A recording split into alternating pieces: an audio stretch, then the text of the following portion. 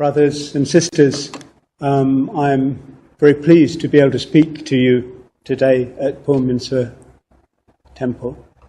I first came to Singapore in 1984 for a brief visit, and I've been coming occasionally since then, but this is the first time I've given a talk here. I'm going to be talking to you today about a revolution, a peaceful Buddhist revolution.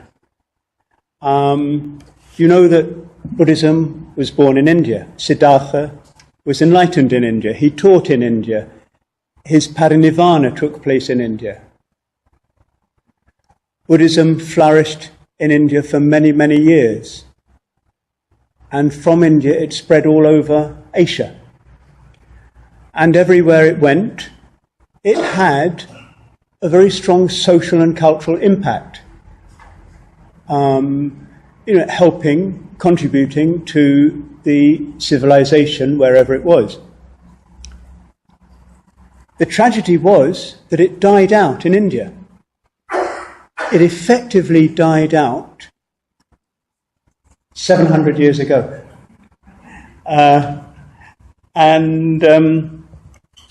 In the 1951 census in India, there were just 130,000 Buddhists out of, I think, 375 million people. And those 130,000 were mainly from Tibetan communities on the northern borders of India. Now, today, there are millions and millions of people who call themselves Buddhist. And this is the story I'm going to tell you today. Yeah? Most of these people were called and treated as untouchables in the Indian caste system.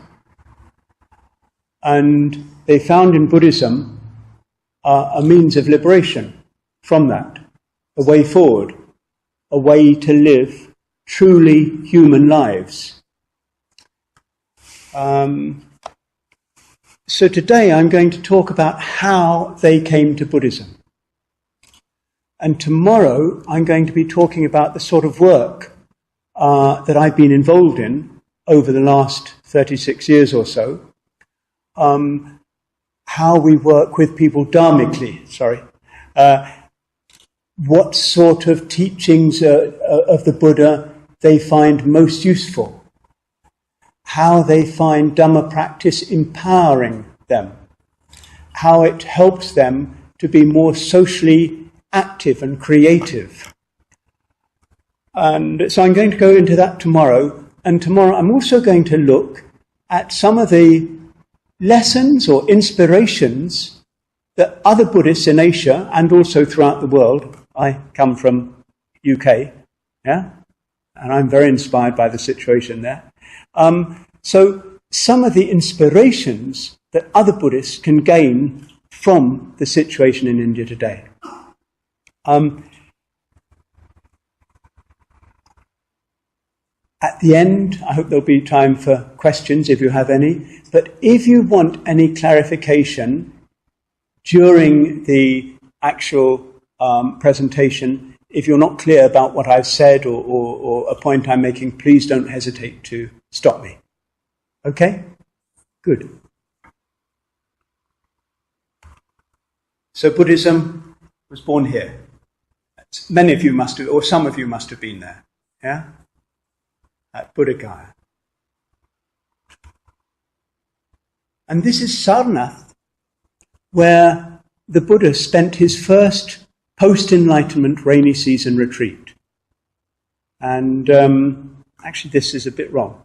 But there, at the end of the rainy season, after his disciples were enlightened, and at the end of the rainy season in India, people traditionally, the monks would then leave and go wandering. He said, I've got it wrong, he said, Bahujana Hitaya, Bahujana Sukhaya. That means for the welfare of the many people, for the happiness of the many people. He said, Go out for the welfare and happiness of the many people, the majority, as many people as you can, in a sense. Don't two of you go by the same path. In other words, reach as many people as possible. So, this teaching given at the end of the first rainy season retreat shows that compassion is at the very heart of the Buddha Dharma. This is Kritrakuta mountain, where the Buddha taught many great Mahayana sutras. And this is Shravasti. I don't know if any of you have been there. It's a beautiful place. I spent 2 months there in 1978. According to the Pali Canon, the Buddha spent more time in Shravasti than any other place. I can't remember whether it was 23 or 22 or 24 rainy seasons. So he gave more teachings there than anywhere else. And one of my favourite teachings is the conversion of Angulimala. Anguli in Indian languages means finger. And Mala means garland. So Angulimala, you must know the story, was I don't know how you describe him, but he was trying to get a garland of 1,000 fingers. And he saw the Buddha. And he thought, there's my last one. But he didn't get there. He got enlightened instead. And the Parinirvana took place in India, at Kushinagar. This is the symbol today of the governor of India. But first of all, of King Ashoka, who H.G. Wells calls the greatest king in history. And that was because he tried to govern according to the principles of the Buddha Dharma. And he started sending the Buddha's teachings abroad. He sent his son and daughter Mahinda and Sanghamitta and others. He sent them to Sri Lanka, and he sent others to other parts of Asia. Buddhism spread all over India and everywhere, developing, again, what H.G. Wells calls the golden age of Indian history, a very positive Indian culture. Have you heard of the Ajanta caves? Have you been there, any of you? Yeah. So the Ajanta caves are sort of near Mumbai or Bombay, or not far, only, how far? I suppose about 10-hour drive. That's not very far in India. From Mumbai, but you can fly, it's okay. But you've got these wonderful caves, and this is one of the earliest representations in India of the Bodhisattva of compassion, Avalokiteshvara, Kuan Yin Pusa. Yeah? And see, the eyes are so beautiful.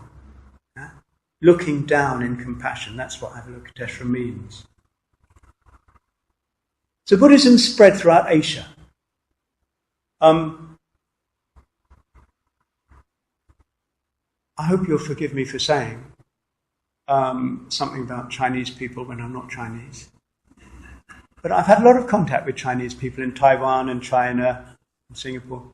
Chinese people are very proud of their civilization, and rightly so. But they took Buddhism. And I understand from many of my Chinese friends, they took Buddhism because they felt it enhanced their civilization. Yeah? But everywhere Buddhism went, it contributed to peace. Yes, there is fighting between Buddhists in the name of religion, between Buddhists and others in the name of religion. I was a history teacher in the early 70s before I started doing this work. I didn't study Asian history, I studied European history. Can you hear me? Okay. And if you look at the history of Europe, it's just bloodshed, bloodshed, bloodshed in the name of religion. You don't see anything like that. You see little bits, exceptions, but nothing like that in Asia. Yeah? Education, art, beautiful art, beautiful, beautiful art. Generosity. King Ashoka set up hospitals. He set up facilities for travellers and so on. compassion. Chinese temples, I know, have always been a centre of compassionate action, of helping the disadvantaged. And on the whole, that's been the case pretty much wherever Buddhism has gone. So all over Asia. But it died out in India 700 years ago. These are some of the ruins of Nalanda University, which apparently had 15,000 monks at one time, and the great Xuanzang and other Chinese travellers stayed there.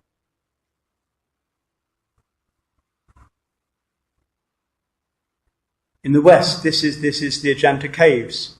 They were lost to Indian history. They were discovered actually by a British explorer 150 years ago or so, when he was out looking, shooting tigers, I think. I can't remember. But these carvings are remarkable. South India, where Bodhidharma came from, and where Nagarjuna taught. Both very important names in Chinese Buddhist tradition. Actually, these Buddha images here, you can see the pointer here, can't you? These are from a temple, a Hindu temple in South India, and people thought that they were Hindu gods until recently. And recently their true identity has been realized. So you see this all over India. Old Buddhist remains, but forgotten about. In the East, Orissa, where I believe the Appadamsaka Sutra was given to, sorry, my Buddhist history is terrible, but a Chinese king was sent from Orissa to a Chinese king. The most incredible remains there, and it's completely outside the Buddhist pilgrimage circuit. If you want to go to India to visit the Buddhist holy places, probably very, very few people will tell you about Eastern India, Orissa. But today, these ruins, or some of them, are being worshipped again. These are the Baja caves near Pune. These caves came to life about 2,200 years ago. This was not a set-up picture. My friend who took the photo, this is a genuine act of devotion of someone who's become Buddhist recently. This is an early stupa. Buddhism was reborn at this place, Nagpur, in the centre of India, in 1956. 500,000 people over 2 days converted to Buddhism. And it was actually on the anniversary of King Ashoka's supposed conversion, when he gave up conquering people by the sword to conquer people or help people through the Dharma. And it was also during the 2500th anniversary of the Buddha's enlightenment. So this is a celebration of that conversion a few years ago.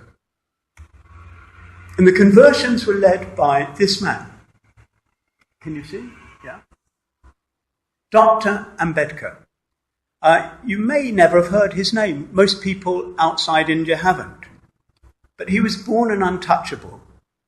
And untouchables had enormous social disabilities. But he devoted his life to bringing about a society free of caste and untouchability.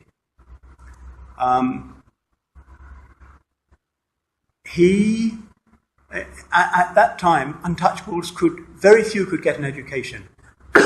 He was the first untouchable in the whole of Western India to finish his school education. He was the first untouchable in India to go abroad to America to be educated at university. He was helped by very positive people. He came back to India, one of the highest educated people in India at that time, in the early 1920s. Because he was untouchable, he couldn't hold down a job. People wouldn't work with him. he devoted the rest of his life to trying to eradicate untouchability.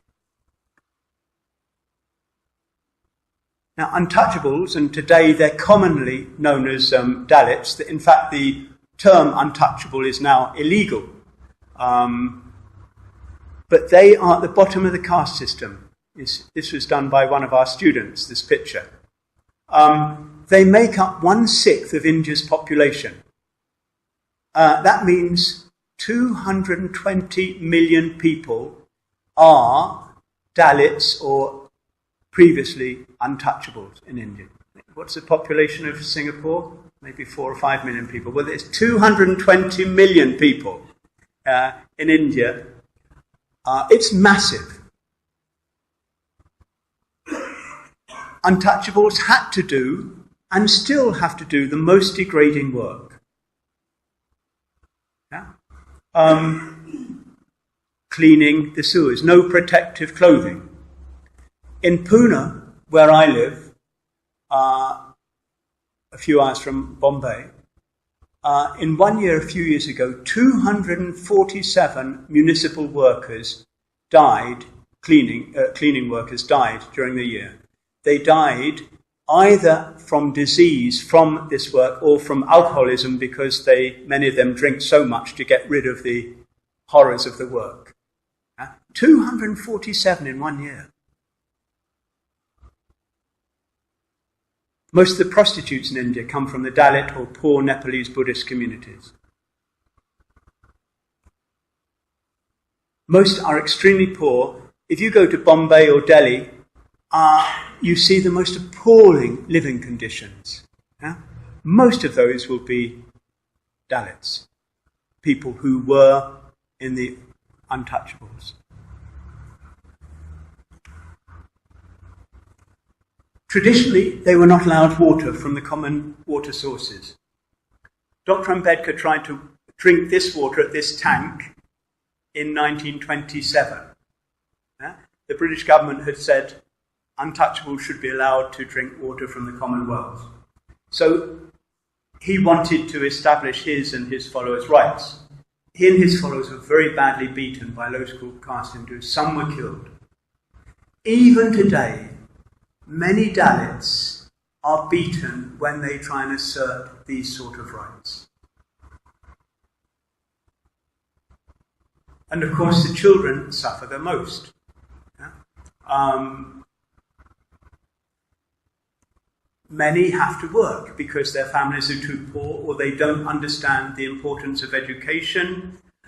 If they go to school, what we find, because we do a lot of social work, which I'll tell you about tomorrow, if they do go to school, they get discouraged and tend to drop out early.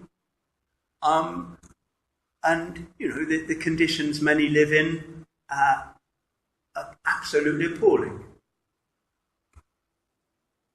And then thousands and thousands suffer from violence. And for no reason, often, than the fact that they are considered untouchable or Dalit. There was a survey done by an Indian newspaper 3 or 4 days ago, and it said that 1/4 of Indian people still admitted to still practicing untouchability, still admitted to discriminating on the basis of caste. Yeah?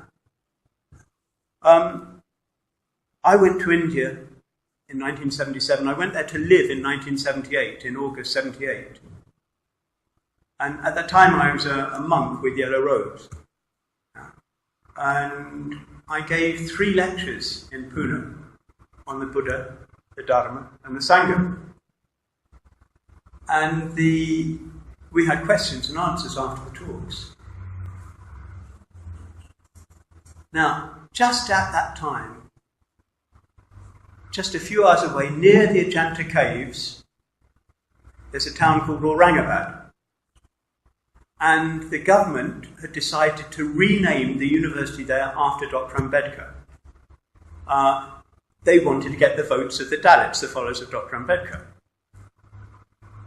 Now, many local caste Hindus didn't like that, and they burned houses and raped Many, many people in all the villages around.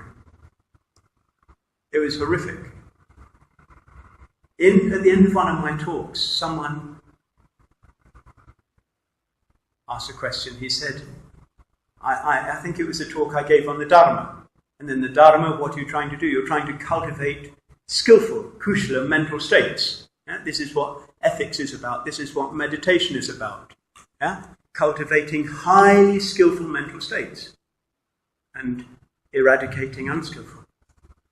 So this man said to me, he said, when our houses are burned, when our mothers and sisters are raped, how can we develop these states?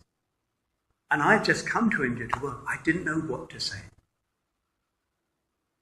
But nowadays I'm doing with my colleagues a lot of work to help these situations. But it happens all the time, even today.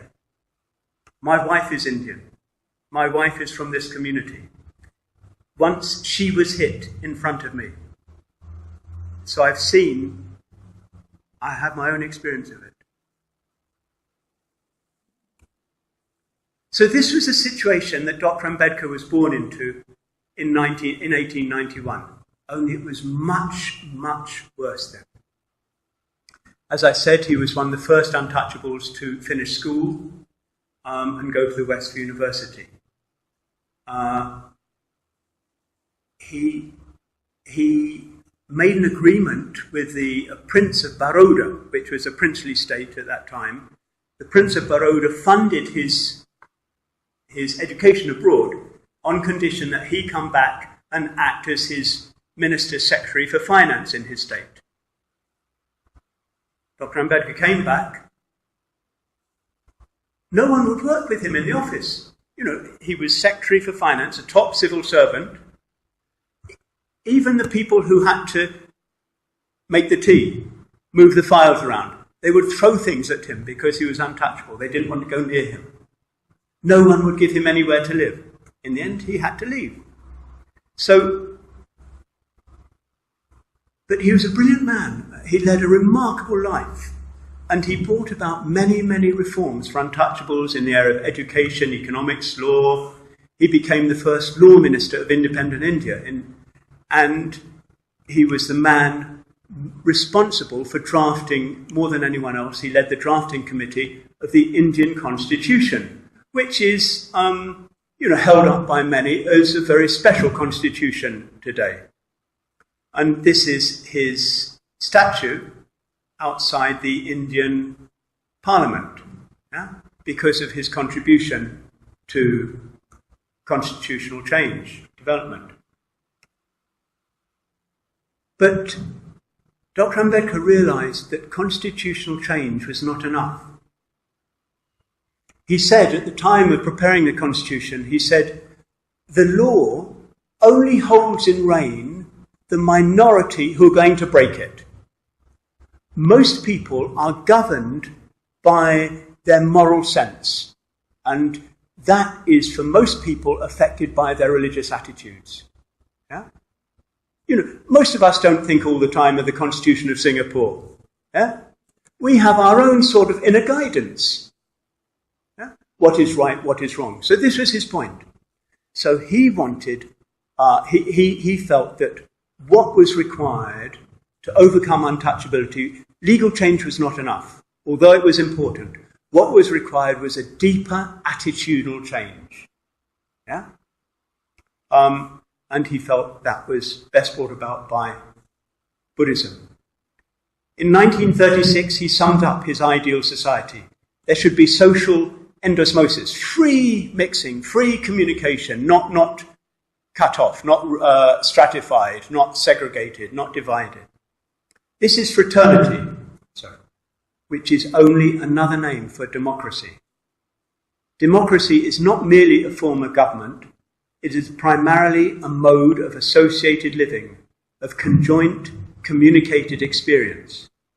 It is essentially an attitude of respect and reverence towards fellow men. It's a lovely definition of democracy and fraternity, isn't it? Yeah?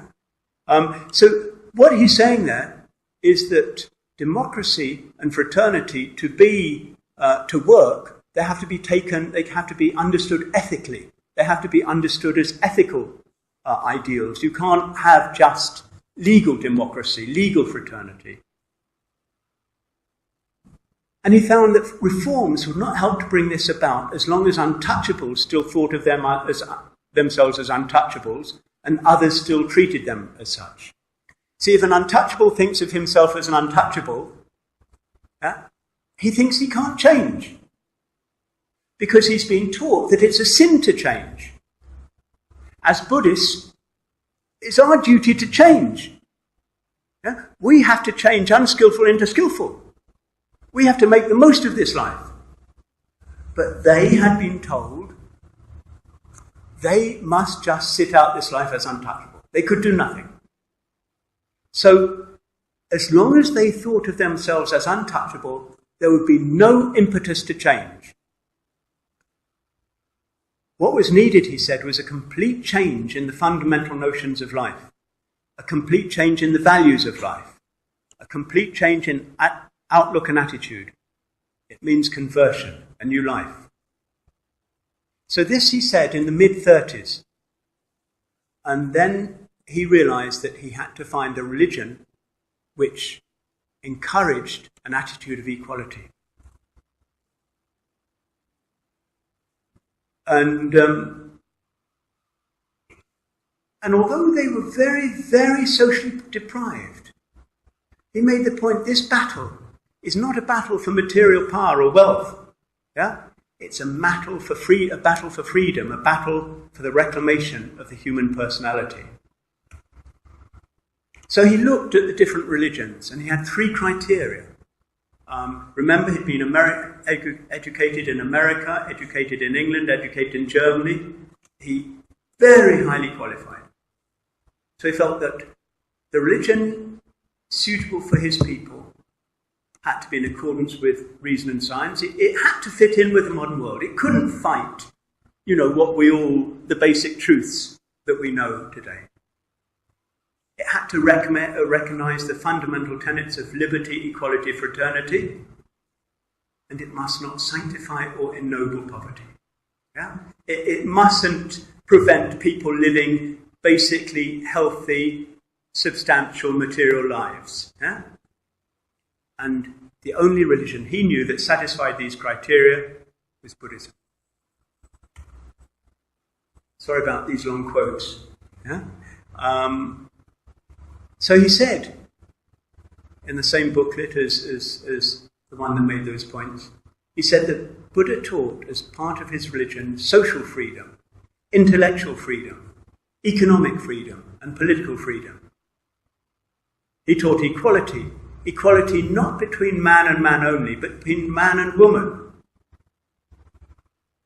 It would be difficult to find a religious teacher to compare with Buddha, whose teachings embrace so many aspects of the social life of people, whose doctrines are so modern, and with main concern to give salvation to man in his life on earth, and not to promise in heaven after he is dead.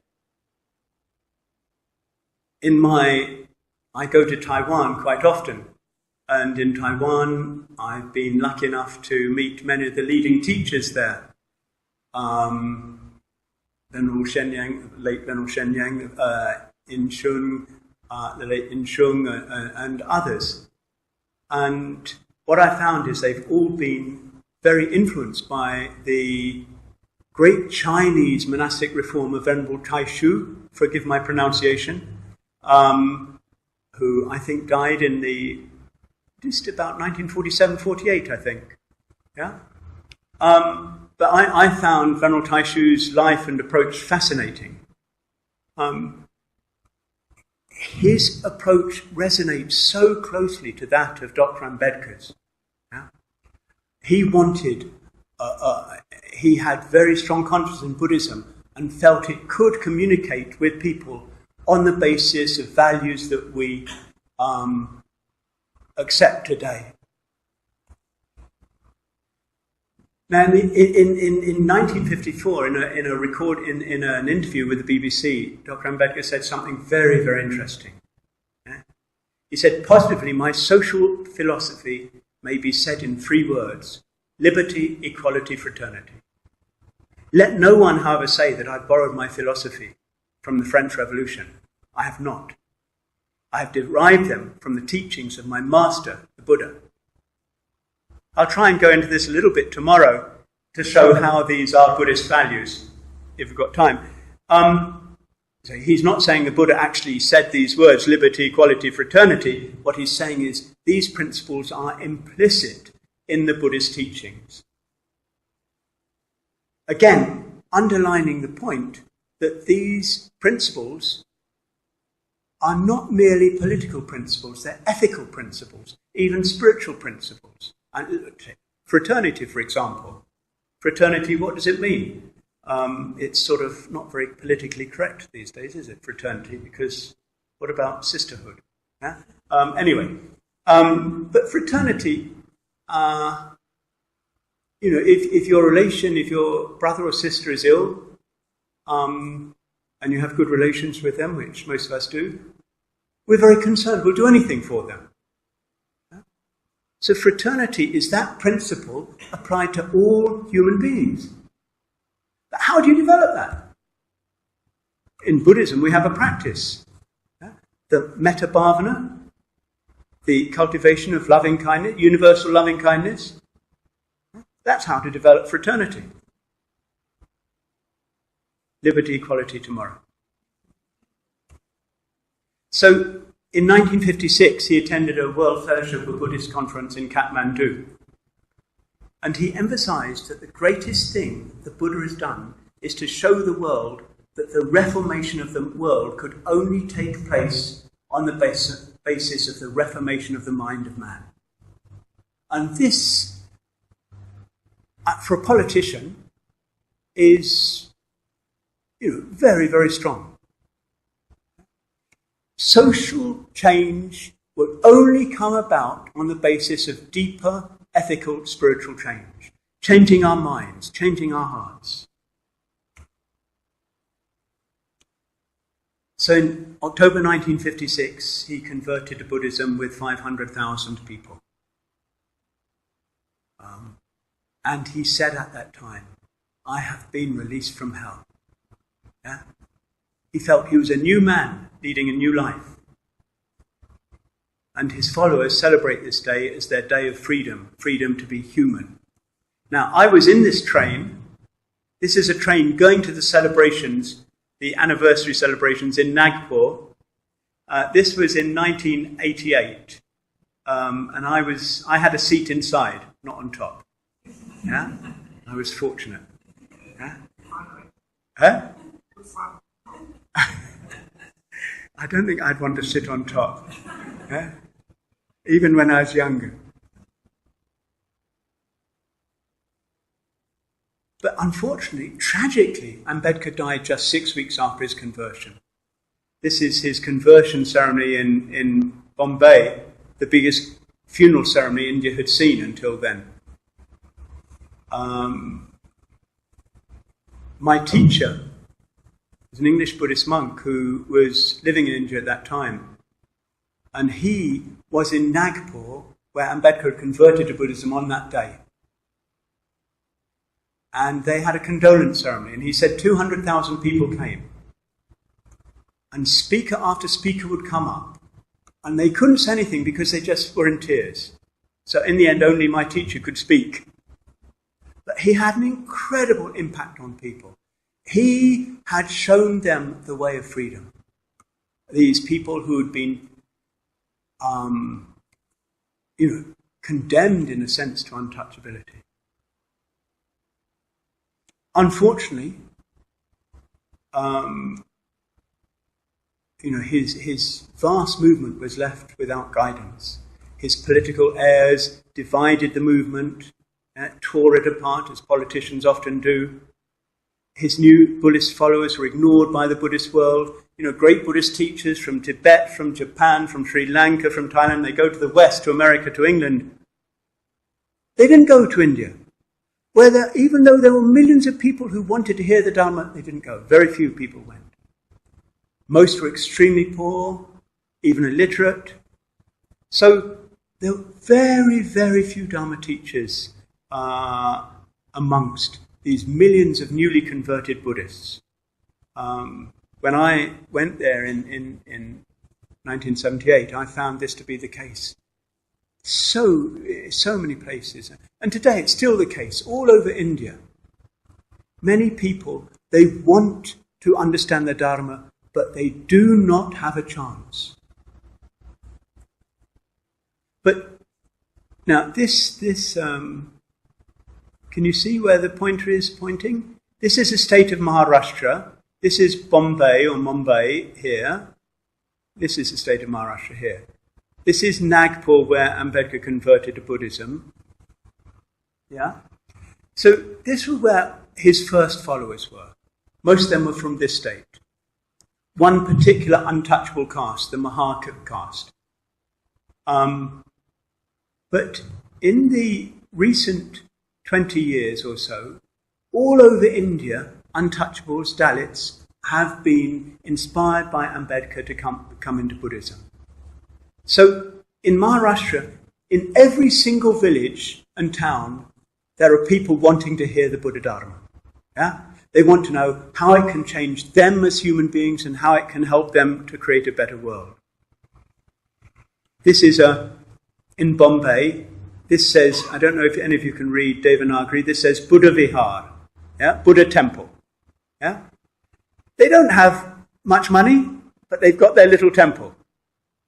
And these people are at a Buddhist program at a vihara of ours, a temple of ours in Pune. So they want to hear the Dharma, starving to hear the Dharma. And as I said, now people all over India are wanting to become Buddhist, wanting to understand how the Dharma can change them. This is a program a few years ago, a conversion ceremony. Some people estimate the figure of Buddhists at over 45 million people today. And yet, probably, most of the people who come from the untouchable community, that's 220 million people, most of them would be open to the Dharma if they had people teaching that in a meaningful way. So, this is really all I've got to say today, and I've tried very briefly to give you an idea of how Buddhism is returning to India. And tomorrow I shall look at some of Dr. Ambedkar's most significant Buddhist teachings, how we work with them, yeah? And how we find the Dharma empowering, yeah? How it helps to change us, and how it helps us to be more effective socially, the sort of social work we're doing, on the basis of Dharma practice. And then I want to conclude tomorrow with some points of significance for the Buddhist world in general. I'll try and show how these young people, whose parents were cruelly treated as untouchables, have a future in Buddhism, and in turn, how they can help to give India and Asia a better future.